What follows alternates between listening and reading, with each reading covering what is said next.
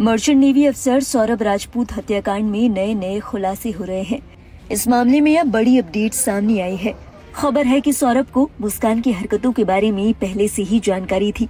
शादी के बाद मुस्कान घर से 2 बार भाग चुकी थी। सौरभ के दिलीप नाम के एक दोस्त का कहना है कि मुस्कान शादी के बाद 2 बार घर से लापता हुई थी। दिलीप ने ये भी बताया कि सौरभ को उन्होंने कई बार मुस्कान से जुड़ी बातें बताई, लेकिन वो उन्हें नजरअंदाज कर देता था। सौरभ के दोस्त दिलीप ने कहा, सौरभ भी मुस्कान की आदतों से परेशान था। वो उसकी हर ख्वाहिश पूरी कर उसे खुश रखना चाहता था। मुस्कान का हीरोइन बनने का सपना था। दोस्त का दावा है कि मुस्कान ने शादी के बाद भी 2 बार बिना बताए कहीं चली गई थी। मैंने कई बार सौरभ को मुस्कान से जुड़ी बातें बताई, लेकिन वो इसे जानकर भी नजरअंदाज कर देता था। खबरों की माने तो सौरभ को शादी के बाद बड़ा धोखा मिला। मुस्कान का साहिल से अफेयर था। सिटी एसपी आयुष विक्रम सिंह के मुताबिक सौरभ लंदन से हर महीने मुस्कान को करीब 1 लाख रुपए भेजा करता था। इधर साहिल सौरभ के पैसों पर ही अय्याशी किया करता था। साहिल सौरभ की ओर से लंदन से भेजे गए पैसों का इस्तेमाल सट्टे और ऐशो आराम में किया करता था।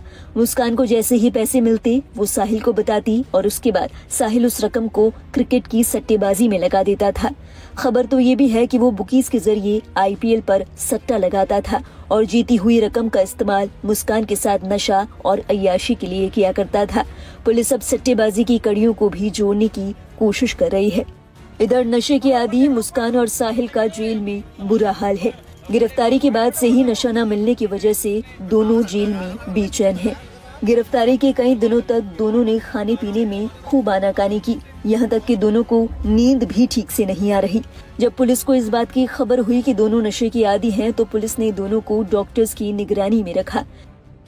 इस मामले में ड्रग्स के तार जुड़ने के कारण ड्रग विभाग ने भी जांच शुरू कर दी है। रिपोर्ट के मुताबिक मुस्कान ने 1 मार्च को खैर नगर के उषा मेडिकल स्टोर से कुछ इंजेक्शन, नींद की गोलियां और दूसरी दवाइयां खरीदी थी। सूत्रों की माने तो उसने डॉक्टर से डिप्रेशन का झूठा पर्चा बनवाया था, जिसकी फोटो उसने अपने मोबाइल में सेव कर ली थी।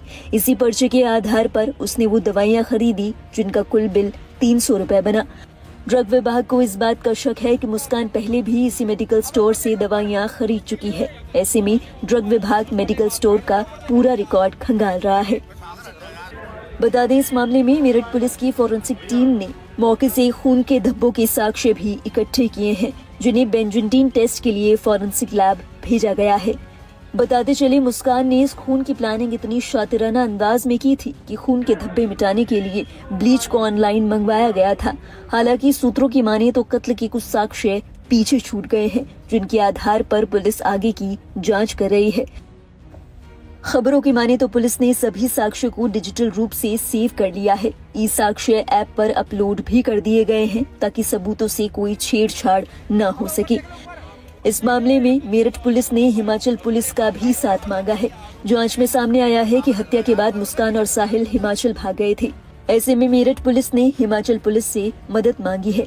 फिलहाल पुलिस ने उन्हें वहां तक ले जाने वाले कैब ड्राइवर अजब सिंह के बयान दर्ज किए हैं। पुलिस ने उन होटलों के नाम और पते भी जुटा लिए हैं, जहां दोनों ठहरे थे। सूत्रों की माने तो अब पुलिस की टीम हिमाचल जाकर इन सभी सुरागों की जाँच करेगी। बता दें, इस मामले में मुस्कान और साहिल के लिए कड़ी से कड़ी सजा की मांग की जा रही है। मुस्कान के घर वालों ने उसका केस लड़ने से भी इनकार कर दिया है और कहा है कि जो काम मुस्कान ने किया है उसके लिए उसे फांसी मिलनी चाहिए। घर वालों की ओर से केस लड़ने से मना किए जाने के बाद अब मुस्कान ने सरकारी वकील की गुहार लगाई है।